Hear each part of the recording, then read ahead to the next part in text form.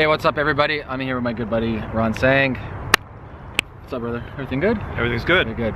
If you don't know Ron's an international, what do you call it, a communicator? I'm a presentation skills expert. Presentation skills, see, I need polishing. Presentation skills expert. He's an author, recently published author.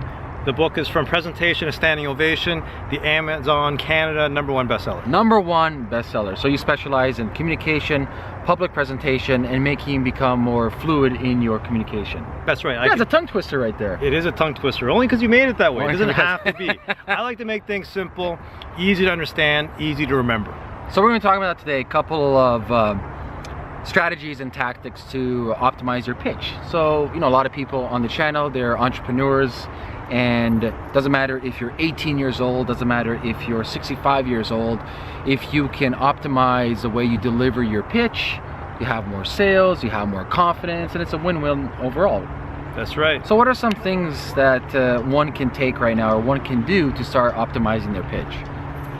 The first thing you need to remember is no one cares about you. No one cares about your message. So you have to make sure that you care.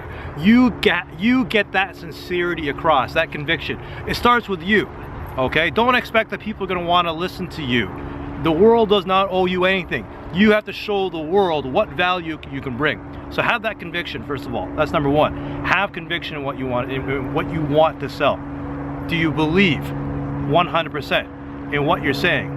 Do you believe 100% in what you're going after? First of all. Second of all, do you understand your audience? What do they want to hear?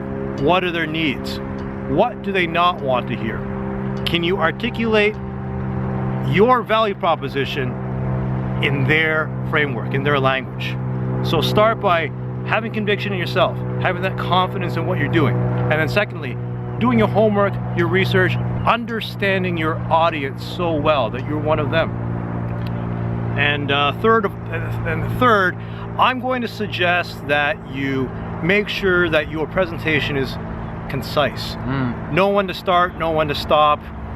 Psychologists have what they call the primacy and the primacy effect and the recency effect, meaning that the first thing that your audience will hear and the last thing they hear will be what sticks. So if you make sure that your core message is clear at the beginning and clear at the end, then your message will be conveyed in a way that's remembered. So what are those three things, Amir, that I'm suggesting for your audience here today? What's #1? Recency? Believe in yourself. have that confidence. Believe in yourself first. Believe in what you're selling, believe in what you're doing. If you don't believe it, your audience will not believe it. That's #1. #2 is to research your audience, know your audience. Speak to their wants, their needs, and their dreams. #3, what's #3, Amir? Recency. Recency effect, primacy effect. Make sure that you can have a clear message at the beginning and at the end that speaks to your audience. So with these 3 tips, go out and get it. So let's talk about Toastmasters, because you and I, we were members of the same club. You've been doing Toastmasters for, oh God, years now. 15 years now. 15 years, right? And in Toastmasters, they have a principle, which is repeat it 3 times. So say it at the beginning what you're going to say it in the middle what you're going to say, and finally tell them again at the last end. So it's not actually a Toastmasters principle, yeah, but it comes up a lot in Toastmasters, because in Toastmasters, a nonprofit organization, we want to improve ourselves. It's full of people who want to get to the next level in their speaking, or just want to get some comfort level, gain some comfort in a supportive, safe environment. And you can find chapters around the world. And what people often say is, tell them what you want to say it, tell them what you just told them. And in a way, that's using the primacy effect and the recency effect as well. And it's using what they call the rule of 3, the power of 3. 3 words, 3 ideas, 3 sentences sound more complete than 4. So if you can find some ways to use 3 in the same way that we are familiar with Goldilocks and the 3 bears. Recycling one in Canada, reduce, reuse, recycle. Reduce, reuse, recycle.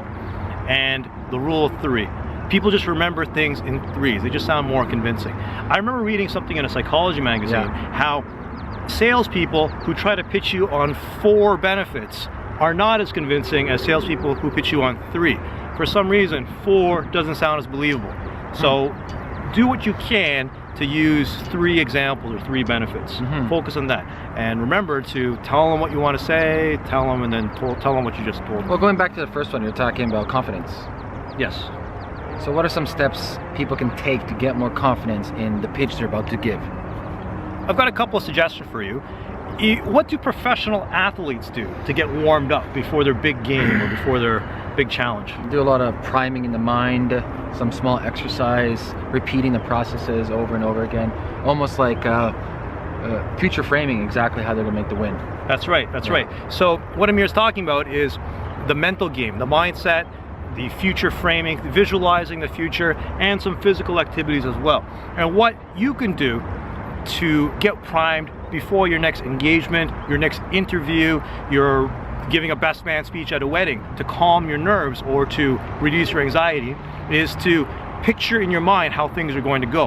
Are you going to be confident? Yes, you are. Are people going to clap for you? Yes, they are. Are people going to be happy and enjoy what you have to say? Yes, they will. And then do something physical, or do something physical first. The order doesn't matter. But you got to have some physical component to warm up, and you've got to have some mental component to warm up as well. Some people listen to music, for example. Yeah. I know Tony Robbins as a whole. That's right. That's crazy jumping around. Yeah. So Tony Robbins does the clapping. He does the anchoring as well. Yeah. He remembers a time in his life when he was at his peak state, and he anchors that to his fist bump. So he's doing the fist pump before he gets on stage to remind himself of the energy level that he had when he was performing at his absolute best. You can do the same thing. The comedian who passed away, Mork and Mindy guy, would you remember what his name was? What's it, Robin Williams? Robin Williams used to do jumping jacks before getting on stage. So that's a great physical warm-up that you could do to accelerate your heart. Same with Ali. Get excited. Passed away. Muhammad Ali, what did he do? He pretty much played out the exact fight in his mind.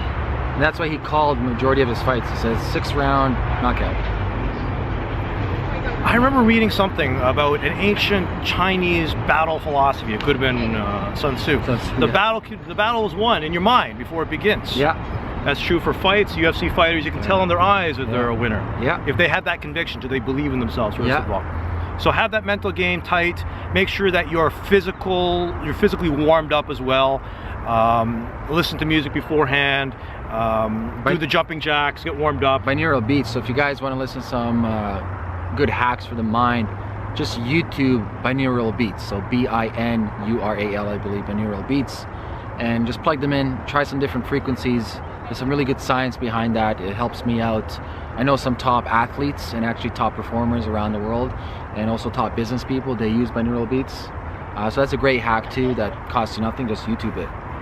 The point is you have to get focused. When you need to speak, because you have to give a sales pitch, because you have a job interview, because you want to speak to prospective clients, whatever the case is, you need to get in the zone. Just like a professional athlete, just like a peak performer, anybody who needs to perform at an elite level needs to get into the zone. You get into the zone with your mindset, by future framing. You get into your mindset by listening to music, binaural beats, something uplifting. You get in the mindset and the physical state by doing something physical to warm up. It could be jumping jacks, it could be anchoring your peak state like Tony Robbins. And the #2 most watched TED Talk of all time is by a woman named Amy Cuddy, Harvard professor of psychology. #2, I think the #1 most watched TED Talk is Simon Sinek. Start with Y. What about the English guy, Ken Robinson? I think that was #3. #3, okay. About why? About schools and education. Yeah. So there you go. #1, #2, #3. That's something you can watch. But the #2 most watched TED Talk is about presence. It's about how you can change your physicality. You can change your physicality and how you feel by changing how you move. What Amy Cuddy discovered in her research is that by doing a power pose, a victory pose, like you just won the 100-meter dash in the Olympics, if you hold that pose for just 2 minutes at a time, I believe the number is 2 minutes. We'll double check that stat. Yeah. But hold it for a couple of minutes and you will increase your testosterone and lower your cortisol. What does that mean?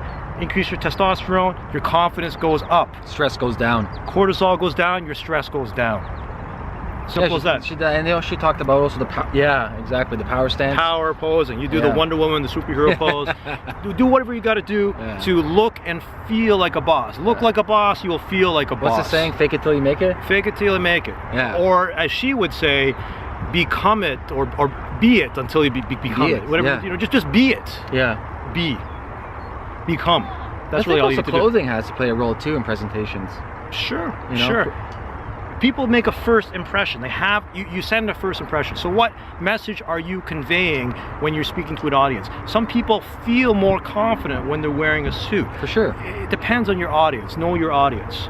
In some cases, who's that, the unmarketing guy? Scott Stratton. Scott, yeah. He never wears a suit. He's confident, Same but he's with always... Gary Vee.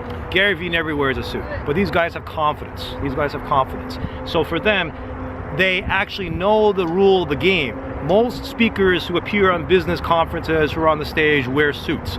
And the funny thing is that when they shoot these headshots with these business speakers, they all kind of look the same. One person in a suit, another person in a suit. You see Scott Stratton, one time he's there in this conference headshot and he's holding a cat. He's wearing a t-shirt. Wearing a t-shirt, holding a cat. Right next to him is a guy in a suit, Yeah. So you don't need confidence from your clothing, but sometimes it sends that message that you want to send. Cool. Awesome. Well, Ron, thank you so much, brother. And guys, check out Ron's book. I'm going to leave a link in the show notes. Go pick it up on Amazon. Ron has helped me with my communication.